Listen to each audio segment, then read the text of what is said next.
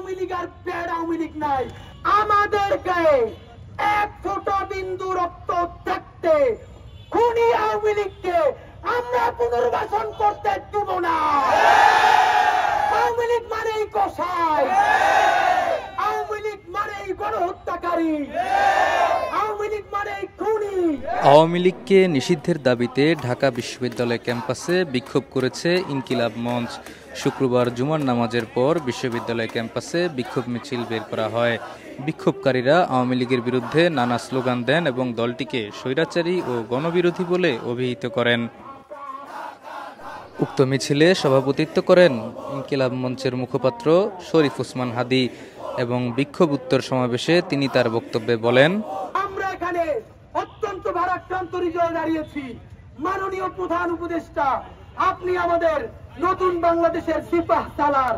সেই শ্রদ্ধা জানিয়ে বলতে চাই, যেই পরাশক্তি আপনাকে এসে বলে আওয়ামী লীগ সাথে না থাকলে ইনক্লুসিভ ইলেকশন হবে না, আপনাকে তিনটে কথা বলি মাননীয় প্রধান উপদেষ্টা, আপনি তাদেরকে আল্লাহর ওয়াস্তে জিজ্ঞাসা করেন।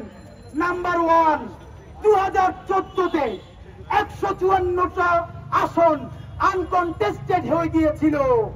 তখন এই ইন্টারন্যাশনাল কমিউনিটি কোথায় ছিল? কেন সে আওয়ামী লীগকে বলে নাই এই ইলেকশন মানি না? দ্বিতীয়ত, 2018 সালে দিনের ভোট রাতে ভরে সমস্ত নির্বাচনকে বাতিল করা হয়েছে। তখন এই আন্তর্জাতিক কমিউনিটি কোথায় ছিল? কেন এসে বলে নাই এই নির্বাচন মানি না?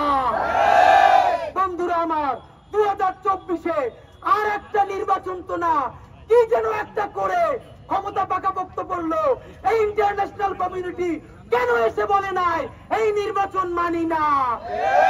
গত 15 বছর যে ইন্টারন্যাশনাল কমিউনিটির কারণে বাংলাদেশে ফ্যাসিবাদ হয়েছে, গুম হয়েছে, খুন হয়েছে, নির্বাচনের নামে প্রহসন হয়েছে, তাদেরকে তো এই আন্তর্জাতিক কমিউনিটি তাদেরকে সঙ্গ দিয়েছে। আমার ভাই, আমার বোন রুদ্র সেন, রিয়াগো, আনাস, ওয়াসিম, মুগ্ধের রক্তের কসম, আমাদের গায়ে এক ফোঁটা বিন্দু রক্ত থাকতে খুনি আওয়ামী লীগকে আমরা পুনর্বাসন করতে দেব না। ভাইরা, আপনারা ভাবেন গুড আওয়ামী লীগ আর প্যাড আওয়ামী লীগ নাই। আওয়ামী লীগ মানেই কসাই, আওয়ামী লীগ মানেই গণহত্যাকারী, আওয়ামী লীগ মানেই খুনি। আপনাদেরকে একটা সমীকরণ বলে যাই, আজকে সোহেল তাজ আরো 5-7 জন গুড আওয়ামী লীগকে সামনে রেখে বলবে শেখ পরিবার বাদ দিয়ে একটা ভালো আওয়ামী লীগ করতে চাই। আপনাদেরকে আমি কোন পলিটিক্যাল বিশ্লেষক না, একজন রাজপথের যোদ্ধা হিসেবে মনে করিয়ে দেই। এরপর একটা নির্বাচন হবে, সেই নির্বাচনে আওয়ামী লীগ অল্প কিছু আসন পেয়ে কোনো না কোনো ভাবে বিরোধী দলে থাকবে।